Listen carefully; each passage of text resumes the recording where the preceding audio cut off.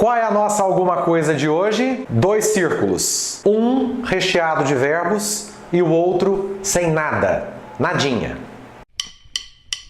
E aí, qual é a nossa alguma coisa de hoje? Olá, amigos do inglês. Gente, professor é assim, professor ensina e recapitula. Você acha que você tem dificuldade para inglês? Repita comigo. Eu tinha dificuldade para inglês. Inglês com alguma coisa.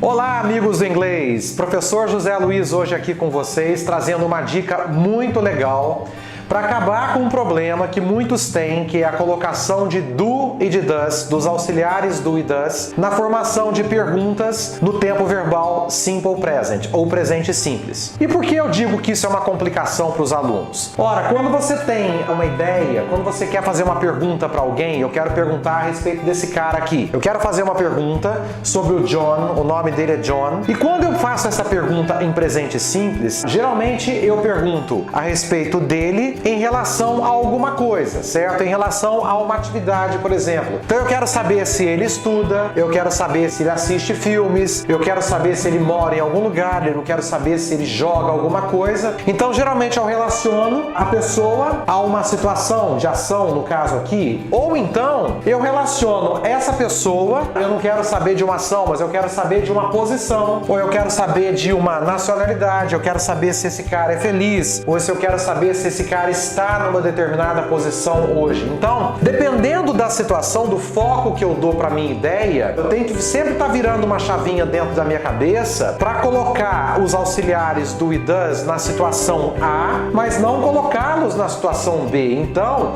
se eu penso uma coisa, eu vou utilizar esse auxiliar. Se eu penso outra coisa, eu não vou utilizar o auxiliar, eu vou utilizar uma outra partícula, no caso o verbo to be. Então, para que esse problema acabe na cabeça de vocês, tá? Como é que a gente vai resolver isso? Eu quero que vocês pensem a respeito de dois círculos. Eu disse para vocês que a nossa alguma coisa de hoje são dois círculos, né? Um círculo recheado de verbos e o outro círculo com nada. Então vamos lá. Eu quero que vocês pensem nesse primeiro círculo aqui com verbos. Verbos de ação. Play, study, live, work, eat, read. E esse outro círculo aqui, aonde a gente tem um nada, tem um vácuo, não tem absolutamente nada. Esse círculo cheio de verbos aqui, com verbos play, study, live, work, eu quero que vocês relacionem isso na cabeça de vocês a do e does. Cria aí uma amizade entre esses verbos e do e does. E esse círculo que não tem nada, ausência, limpo, nada, vocês vão relacionar a quê? A verbo to be, ou are ou is no caso. Tudo bem? Então como é que a gente vai acabar com esse problema de colocação de do e does? Olha só, vamos para ação agora. Vamos para a nossa prática.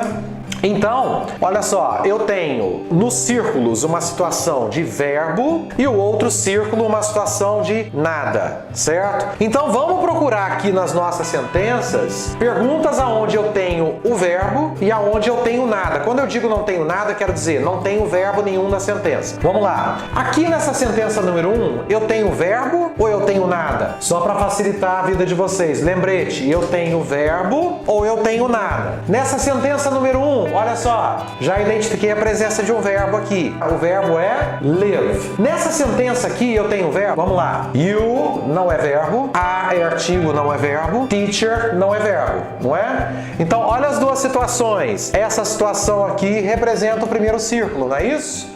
Olha só, círculo onde eu tenho o verbo. Se eu tenho o verbo, como é que você relaciona isso? Você automaticamente relaciona isso a do e does. Tenho o verbo, para you eu vou usar do. Nesse caso, you não é verbo, a não é verbo, teacher não é verbo, o que eu vou usar? Eu vou usar para you are. Então, nas sentenças restantes, quais são as situações de verbo?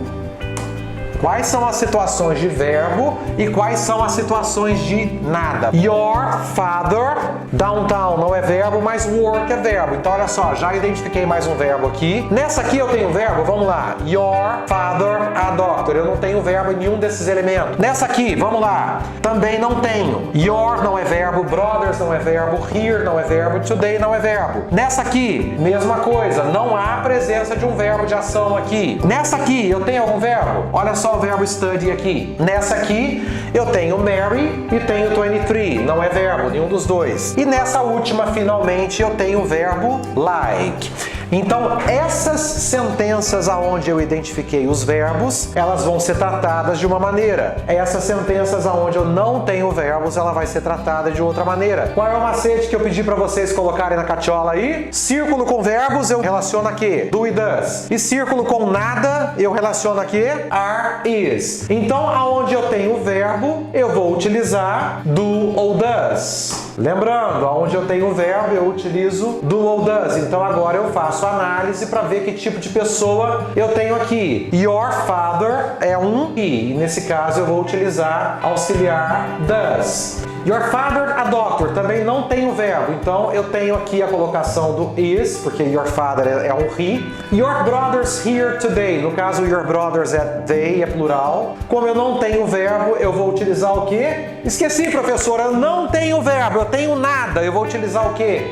Is ou are, certo? Então, no caso, eu não tenho nada, é plural, eu vou utilizar are. Nesse caso, Ted and Bob happy, na mesma situação, eu não tenho verbo, vou utilizar are. Nesse caso, eu tenho o verbo study, your friends é plural, então eu vou ter que completar com do. Nesse caso, Mary 23, também não tenho verbo, eu coloco is. E nesse caso, eu tenho like, então como eu tenho Mary é um she, eu vou usar does. Does Mary lie? Então, recapitulando, o macete para vocês é esse. No caso de um círculo com verbos do e does, no caso de nada, are, is. Em que isso vai facilitar o seu processo? Tanto nas duas situações, quando você fizer um exercício de gramática ou quando você tiver que criar uma automaticidade para fazer sentença, para fazer perguntas utilizando do e does ou verbo to be, vai ficar mais fácil agora porque você vai imaginar a necessidade de um verbo, automaticamente esse verbo é apoiado pelo do ou does. Se você tiver uma ideia relacionando uma pessoa a situações que não envolvam um verbo de ação, você automaticamente vai utilizar o que? Verbo to be, is ou are ou am no caso. Como observação final, eu digo para vocês o seguinte, eu separei essas situações aqui em verbo e não verbo, mas quando eu disse verbo aqui, eu enfatizei a questão de verbos de ação. Lembrando aos críticos aí de plantão que não necessariamente a gente tenha que ter nesse bloco aqui só verbos de ação. Existem outras exceções também. Mas para facilitar o entendimento e para criar esse macete para vocês, separa na sua cachola aí verbos e nada, tá? Verbos relacionados a do e does, nada relacionados a are, is. Se você gostou desse nosso vídeo, se inscreva no nosso canal, dá uma curtida e clica no sininho para que você receba notificações imediatas a respeito dos nossos próximos vídeos. Um grande abraço para vocês!